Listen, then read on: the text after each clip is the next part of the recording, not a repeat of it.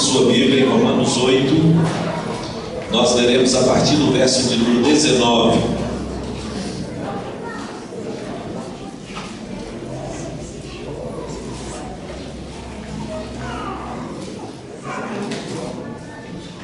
Romanos, capítulo de número 8, a partir do verso de número 19.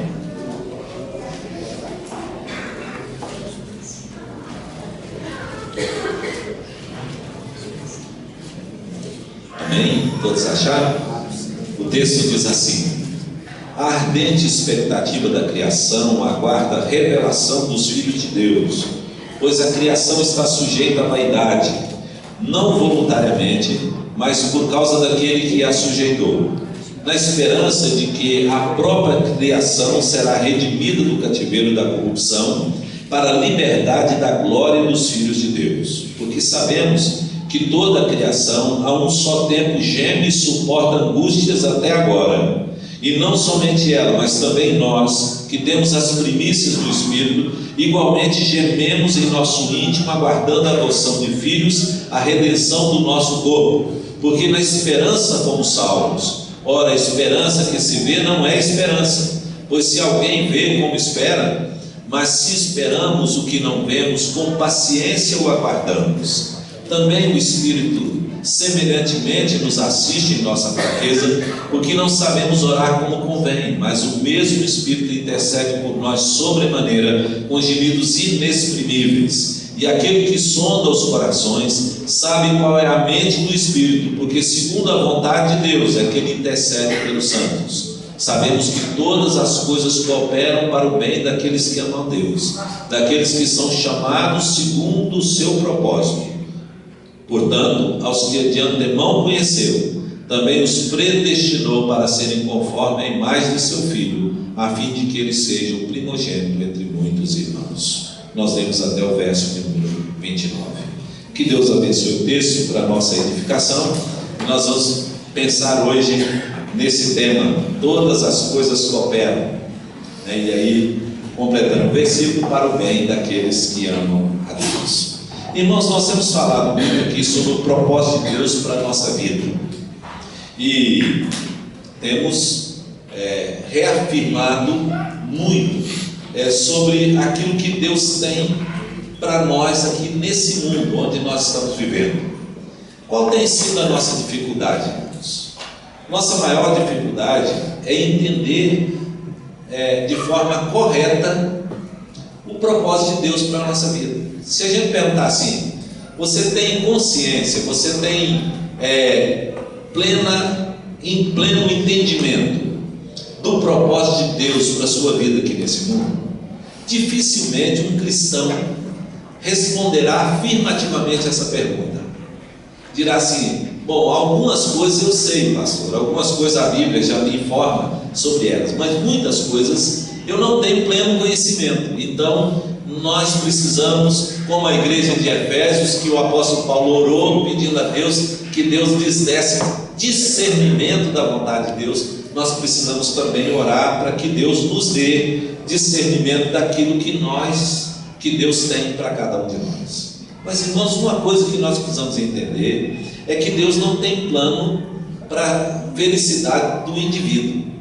Deus não tem um plano de felicidade para a sua vida, né? Deus tem um plano, um propósito para a sua vida, mas não um plano de felicidade. E acho que aí é que resulta a nossa maior dificuldade, porque tudo que nós achamos que é para a nossa felicidade, nós corremos atrás, e aí isso vira as nossas expectativas. Então, ser feliz aqui no mundo passa a ser a expectativa de cada pessoa. E aí então as pessoas correm atrás disso, e os descontentamentos vêm, o descontentamento na vida vem justamente quando isso não é contemplado, quando nós não alcançamos isso.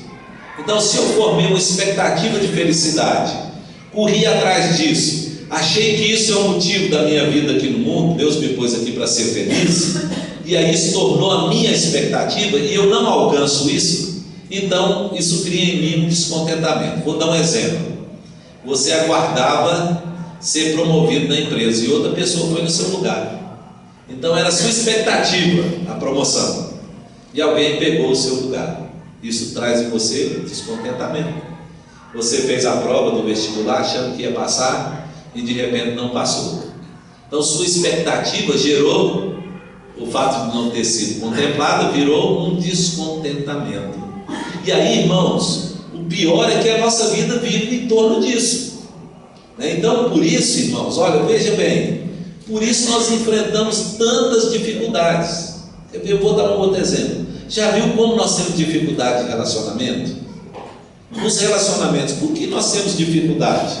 Olha, se nós escolhemos alguém para compartilhar da nossa vida, se essa pessoa, quando nós casamos aqui na frente da igreja, nós colocamos aqui diante da igreja, diante de Deus, que aquela pessoa é a pessoa que nós juramos amar, que é a pessoa mais importante da nossa vida, que nós, por ela, nós estamos dispostos a fazer tudo, ou por ele, né? No caso das mulheres aí de repente, irmãos, nós começamos a viver uma luta com os problemas de relacionamento. Por quê, irmãos? Porque a expectativa que nós tínhamos era que haveria ali um plano de felicidade no casamento. Então, nós até dizemos assim, que nós casamos para ser felizes, né? Olha, é uma expectativa. E aí o que acontece na realidade? É que essa expectativa não é satisfeita, e aí vem o descontentamento. E vivemos então murmurando, reclamando por essas coisas. Na verdade, irmãos, nós não podemos colocar a nossa felicidade nessas expectativas, porque elas falham. Nós precisamos colocar nossa felicidade no plano, no propósito de Deus, porque é no propósito de Deus que Ele cumpre, derrama a sua bênção para que nós sejamos felizes. Então nós só seremos felizes se nós estivermos cumprindo o propósito de Deus, independente das circunstâncias que nós venhamos a viver. Às vezes, irmãos, nós podemos estar contentes, satisfeitos, vivendo uma situação, uma circunstância totalmente desfavorável.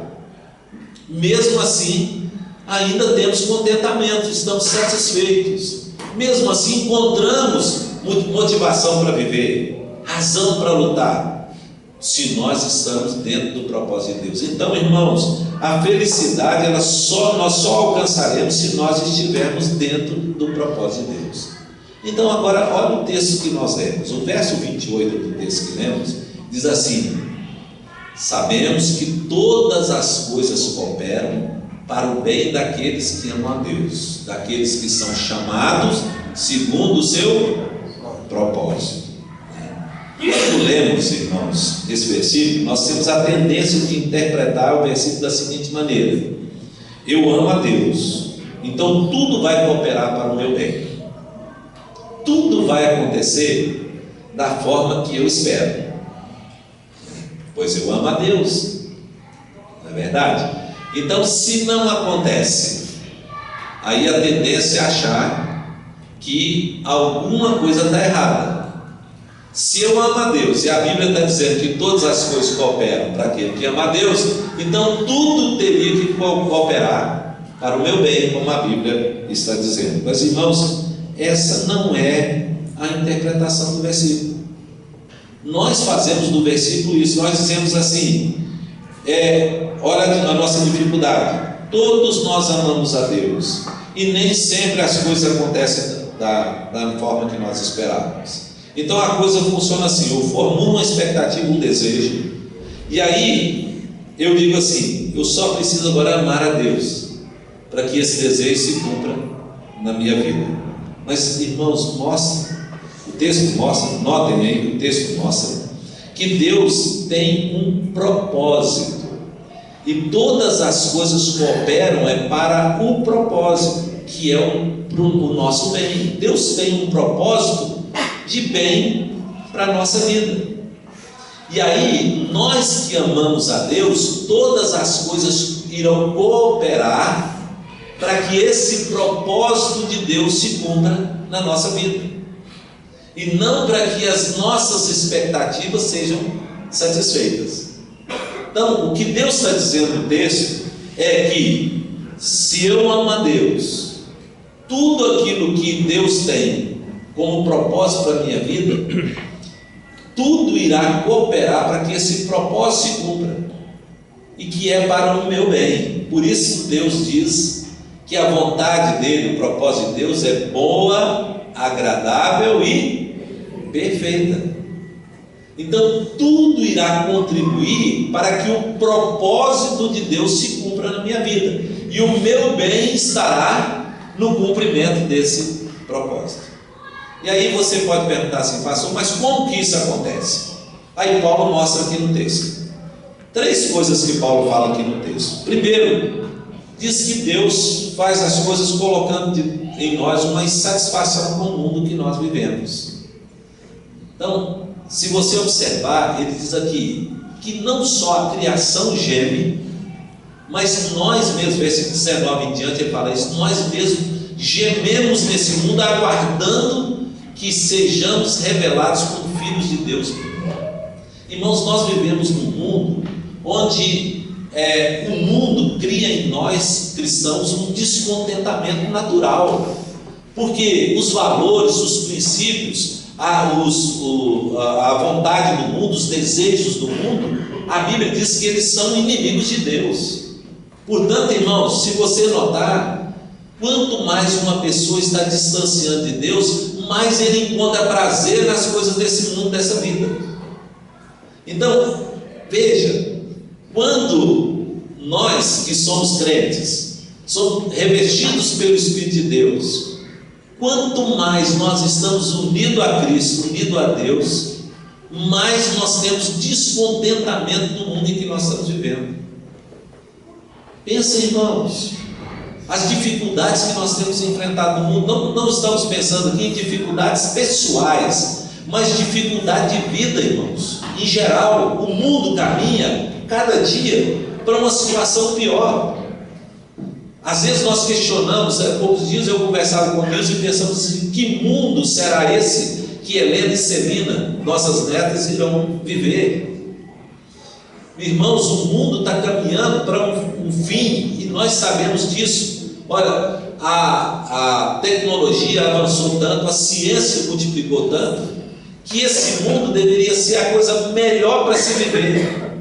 Mas cada dia, irmãos, nós estamos percebendo que o mundo está trazendo maior dificuldade de vida. Cada dia mais o cristão tem descontentamento com o mundo, porque o mundo caminha num sentido oposto a Deus, um sentido oposto à vontade de Deus. Hoje, irmãos, nós estamos numa situação no mundo em que nós perdemos a liberdade até de falar daquilo que nós acreditamos. Tem lugares no mundo, irmãos, tem lugares aí no mundo onde falar de Jesus, pregar a palavra é proibido. E olha, nós não estamos falando de países árabes, não, nós estamos falando de Europa. Tem lugar, meus irmãos, que se você estiver anunciando o Evangelho, falando da sua crença, do seu amor por Jesus, alguém sentisse incomodado com aquilo, ele pode denunciar, você é preso. Irmãos, que mundo é esse que nós estamos vivendo? Há poucos dias eu estava ouvindo Paulo Júnior falar, ele disse, Paulo Borges, ele disse uma coisa muito interessante, diz que na Finlândia, irmãos, não existe mais crianças com síndrome de Down. Não existe Down na Finlândia, um país de primeiro mundo, né? Desenvolvido, não existe mais. Sabe por quê, irmãos? Porque lá faz o exame e até 4 meses de idade, se detectou que a criança tem síndrome de Down, os pais são obrigados a fazer o aborto. Então não nasce criança mais com síndrome de Down na Finlândia. Deram um jeito para não ter mais. Irmãos, o mundo que nós estamos vivendo, onde as leis estão cada dia mais contra nós, e nós, povo de Deus. Então, irmãos, isso é natural, as coisas cooperam para a gente cumprir o propósito, porque Deus está colocando em nós um descontentamento com esse mundo que nós estamos vivendo, e cada dia mais nós ansiamos pela volta de Jesus. Antigamente, irmãos, todo culto terminava com a gente cantando aquele culto Maranata, vem Jesus, ou então dizendo Maranata, vem Jesus. Chegou um tempo em que a igreja andou tão fria que nem desejar mais a volta de Jesus desejava. Aliás, para muito crente, irmãos, a volta de Jesus é um prejuízo. Imagina uma noiva que está preparando para casar, arrumando tudo para casar e Jesus volta. Ou um homem que está construindo uma casa, que está indo finalmente da casa, né? Já está pintando a casa, de repente Jesus volta. Irmãos, tudo isso vai ser destruído. Então, para muita gente, Jesus voltar não é bom, não. É prejuízo para muita gente. Sabe por quê, irmãos? Porque estão com os olhos aonde? Nesse mundo. Então, quando Jesus falava assim, ajuntem tesouro no céu e não na terra, né? Nós entendemos aquilo de maneira apenas superficial, não entendemos que Jesus está dizendo, olha, aquele que quer viver de acordo com a vontade de Deus, irá se constituir inimigo do mundo. Então Deus coloca no coração do crente um descontentamento com o mundo, para que ele anseie ser revestido, estar na glória com Deus e ser revelado como filho de Deus. A glória que está preparada para nós, irmãos, da nossa adoção, de sermos revelados como filho de Deus, aguarda o momento da volta do Senhor Jesus. E Deus coloca um descontentamento para que as coisas cooperem para o nosso bem. Qual é o nosso bem? Maior bem, irmãos, nós cumprirmos o propósito de Deus aqui nesse mundo até que Deus nos leve. Segunda coisa, irmãos, o texto nos mostra que as coisas cooperam para o nosso bem, segundo o propósito de Deus, quando nós entendemos também que o Espírito Santo intercede por nós, para que esse propósito se cumpra. Se você observar o verso 26, ele diz assim, que nós não sabemos orar como convém. E aí então nós temos a assistência do Espírito Santo na nossa vida. Mas notem, irmãos, no verso 27 aí, se você observar no verso 27, diz assim, que Deus que sonda os corações sabe qual é a mente do Espírito. Aí ele termina dizendo, porque segundo a vontade de Deus é que ele intercede pelos santos. Qual é essa vontade de Deus que ele intercede por você e por mim? O propósito de Deus para a nossa vida, irmãos. Então, aquilo que Deus tem como propósito para a nossa vida, o Espírito Santo intercede a Deus por nós. Sabe por quê, irmãos? Porque como não sabemos orar como convém, corremos o risco de pedir alguma coisa a Deus que vai contra esse propósito. E se pedirmos alguma coisa que vai contra o propósito de Deus para nós, o Espírito Santo então entra na oração e alinha o nosso pedido ao propósito de Deus. Então, a ação do Espírito Santo, a oração do Espírito Santo a nosso favor, a intercessão do Espírito, é para que as nossas orações encaixem no propósito que Deus tem para a nossa vida, porque é segundo a vontade de Deus que Ele intercede pelos santos. Então é para que essa vontade seja cumprida na nossa vida. Então vou dar um exemplo para os irmãos de uma oração que não estava dentro do propósito de Deus, e por isso não foi atendida. Jesus no Getsemane, Jesus pediu, Pai, se possível, passa de mim esse cálice. E aí, era propósito de Deus que Jesus morresse na cruz. Então o pedido de Jesus não combinava com o propósito de Deus, por isso Deus não atendeu. Então, irmãos, toda oração que nós fizermos e que ela não combine com o propósito de Deus para a nossa vida, Deus não irá atendê-la. E João diz isso, diz assim, João diz que a confiança que nós temos para com Ele é que se pedirmos alguma coisa segundo a sua vontade, Ele nos ouve e nos atende os pedidos que são feitos. 1 de João capítulo 5, versículo 14 e 15. Então ele está dizendo, irmãos, que as orações que Deus atende são aquelas que são feitas segundo o propósito de Deus para a nossa vida. Então, se nós estamos tentando contemplar as nossas expectativas, nossos desejos de coisas aqui nesse mundo, para vivermos aqui apenas, desfrutarmos das coisas aqui desse mundo, é claro que isso está fora do propósito de Deus. Tudo que Deus deixou aqui no mundo, tudo que Deus nos dá aqui no mundo, irmãos, que Deus nos concede aqui no mundo, é para que o propósito dele para com a nossa vida se cumpra aqui. Senão, irmãos, Isso é distanciar do propósito, é fugir do alvo, é sair daquilo que Deus tem para nós. Irmãos, muitas vezes nós não percebemos isso. Por isso a palavra de Deus nos orienta sempre a que tenhamos os nossos olhos fitos naquilo que Deus tem revelado para a nossa vida, para que não corramos o risco de fugir do propósito de Deus, e aí é que há a nossa infelicidade. Irmãos, quando nós buscamos alguma coisa que não é a vontade de Deus para nós, nós podemos até consegui-la, mas no final, irmãos, nós colheremos apenas tristezas. Paulo falou assim: naquele tempo em que vocês estavam distantes de Cristo, que recompensa colhestes? Coisas que vocês só envergonharam. E é verdade, irmãos. Para avaliar a sua vida. Aquelas coisas que você pediu a Deus ou você conseguiu, que não faziam parte do propósito de Deus para a sua vida. Veja quanta tristeza isso trouxe. Veja o sofrimento que isso trouxe. Pensa, irmãos, um casamento fora do propósito de Deus, uma pessoa que não era da vontade de Deus para a vida. Quantas pessoas nós conhecemos que teve um casamento assim e hoje sofrem por causa disso? Pensa, irmãos, um filho vindo fora do tempo, do propósito de Deus. Quanta amargura, quanto sofrimento. Irmãos, olha uma decisão tomada errada, né, fora do propósito de Deus.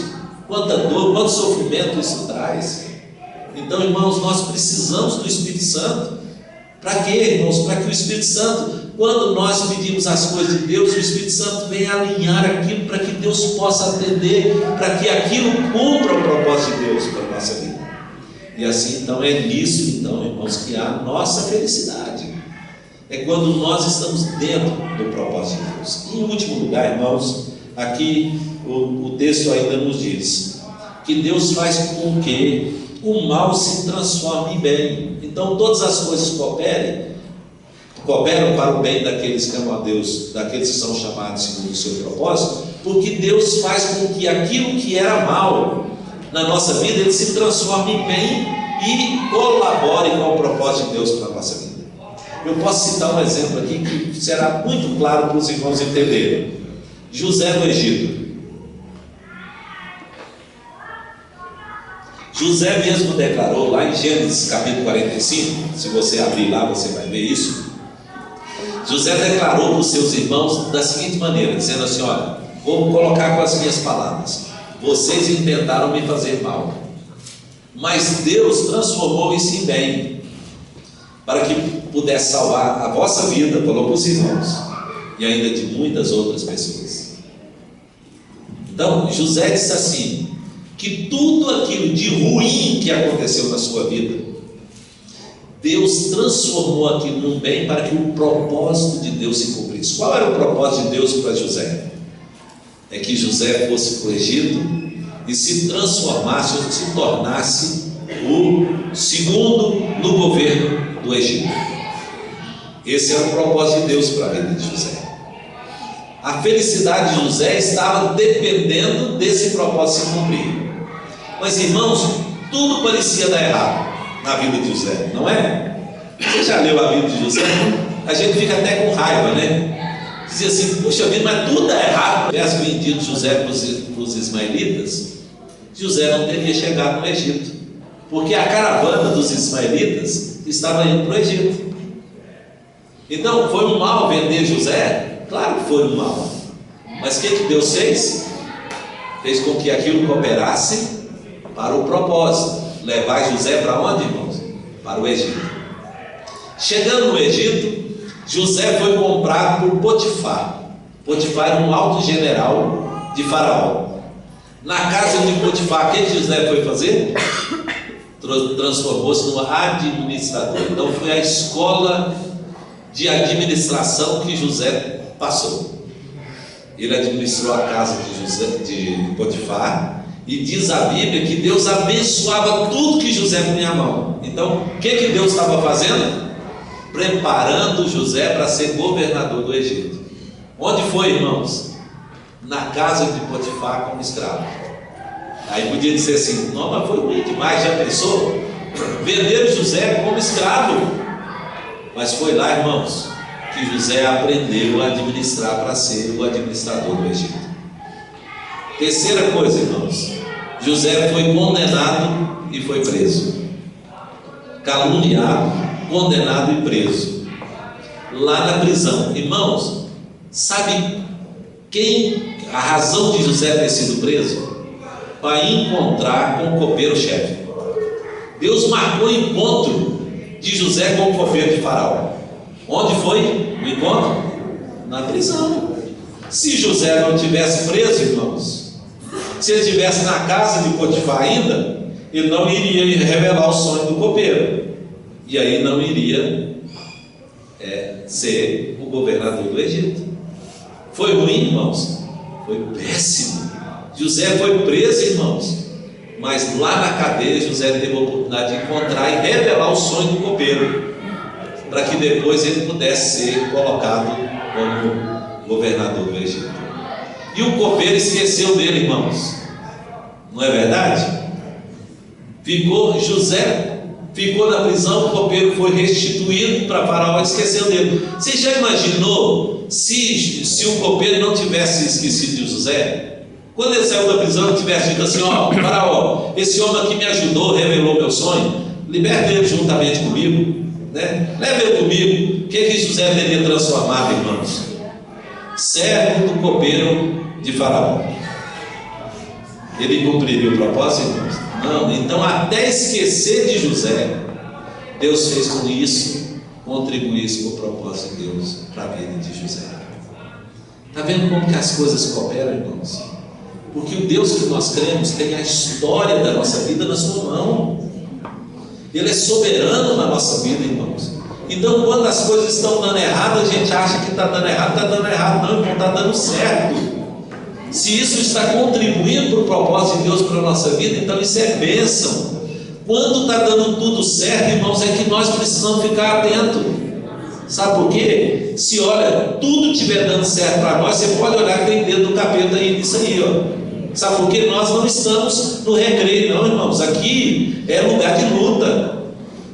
Deus falou que aqui nós teríamos aflição. Então, se tudo está dando errado, você pode ter certeza que está dentro do propósito de Deus. E Deus vai alinhar, e é Ele mesmo que é responsável para fazer isso aqui.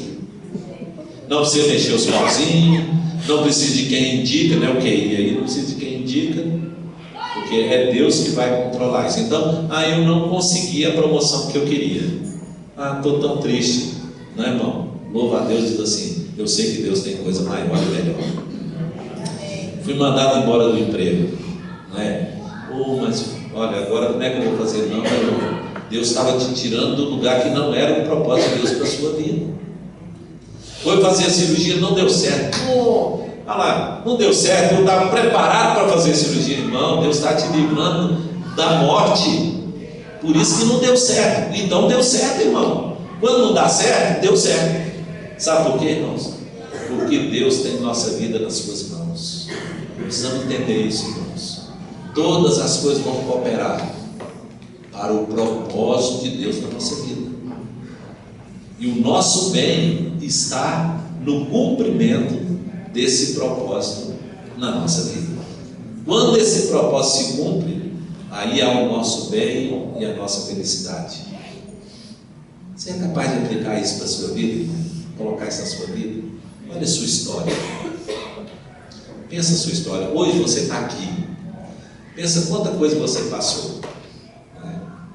Quanta coisa não era do propósito de Deus para a sua vida. Por isso perdeu, irmão. A casa pegou fogo, irmão. Não é? Tudo bem, é porque não era de Deus para a sua vida. Se está dando tudo certo, é porque a coisa está errada. Não é? A grande chance da coisa estar errada. Pensa, irmão, quantas perdas, quantas dificuldades, quantas vezes você chorou, quantas vezes você reclamou da situação que você estava vivendo. Sabe, irmãos, Deus estava trabalhando para que hoje você estivesse aqui, para que hoje você estivesse conhecendo o propósito de Deus para a sua vida, você tivesse vida. Então, a alegria, o prazer, a felicidade, o contentamento, tudo está dentro desse propósito de Deus para a sua vida. Ponha isso no seu coração, irmãos. Por isso que a Bíblia diz que nós devemos viver uma vida de contentamento. Contentamento no Senhor. Por isso a Bíblia diz assim: alegrai-vos no Senhor. Outra vez, alegrai-vos. Nossa vida não pode ser baseada nas circunstâncias que nós vivemos, mas naquilo que Deus tem para cada um de nós. Que Deus nos ajude, que Deus nos abençoe. Amém? Ministério.